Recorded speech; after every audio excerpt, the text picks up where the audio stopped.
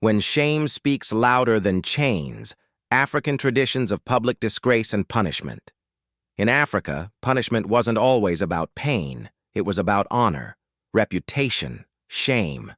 Because once your name was tainted, you weren't just guilty, you were marked. Before police stations and courtrooms, many African communities had their own ways of handling crimes, especially through public disgrace. Whether it was theft, adultery, witchcraft, or betrayal, shame was the strongest sentence. Let's take a journey into how African cultures punished wrongdoers, not with cells, but with rituals, songs, isolation, and spiritual rejection. The ones who stole. In some villages, if a thief was caught red-handed, they didn't call the chief first. They called the drummers. A thief might be stripped half-naked, paraded through the market square with stolen goods tied around their neck. Elders would chant, children would mock, women would ululate in disgust. The whole community became the courtroom, and the shame lived longer than any bruises. In some regions, repeat offenders had animal skulls tied to their backs to show they had no human heart. The point wasn't pain, it was the marking. The cheating and the unfaithful adultery was not just a betrayal of a partner, it was seen as a curse on the land. When a woman was caught cheating, older women gathered to perform the ash ritual. They rubbed her body with ashes, shaved her head, and made her walk barefoot through the village. No words were exchanged, just looks, songs, silence with weight. Men who cheated, especially those who lied under oath or broke marital promises, could be forced to kneel in front of their wife's family, wearing only a loincloth, while insults and chants rained down like fire. To face the crowd was harder than facing the gods.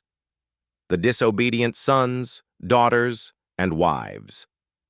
In traditional homes, disobedience wasn't just a family issue, it was a community offense. A son who insulted his father or disrespected elders could be tied to a tree near the family compound, left there for a full day while passers-by threw grains or dirty water at him.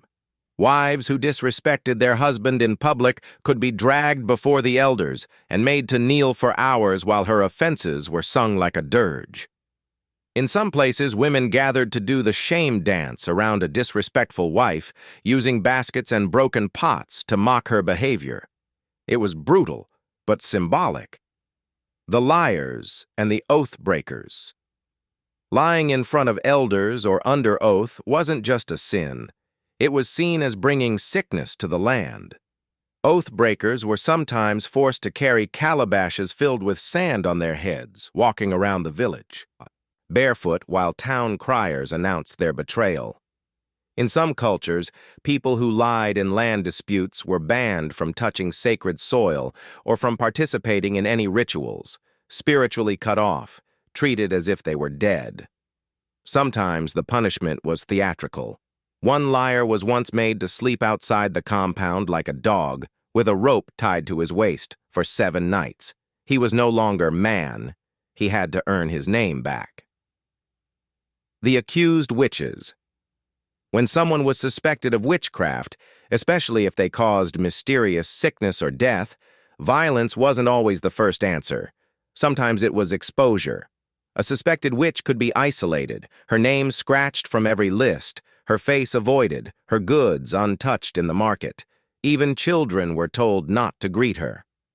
In other regions, the accused would be forced to sit in the village square, silent, while elders surrounded her with fire and salt, chanting. If she cried, she was guilty. If she remained still, she was watched forever. The traitors and cowards. In warrior societies, betrayal in battle or cowardice was worse than death. You brought shame not just on yourself, but on your lineage. A coward might be denied burial near his ancestors. His name was never mentioned in war songs. He was forced to eat alone, sit alone, and drink from broken calabashes. His goats would be taken. His sons refused initiation. One elder once said, "A coward lives, but only his shadow walks with him." The power of song and spirit songs were deadly. If elders sang about your shame, it was remembered forever. Villagers had entire folklore songs about men who lied, women who cheated, sons who disobeyed, or thieves who stole yams during harvest. Children would sing them while playing, mothers would sing them while sweeping. Even decades later, the name might fade, but the song remained. Some cultures also believed that spiritual shame was stronger than physical punishment. Cursed individuals would feel their lives rot slowly. Farms fail, sickness rise, children reject them, until they came back crawling for forgiveness. Shame as weapon, shame as wisdom. Not all these methods were cruel. Some were corrective. The idea wasn't always to destroy, but to remind, to restore balance between the person and the community, to protect the soul as much as the name. Because in many African traditions, when pain fades, shame lingers.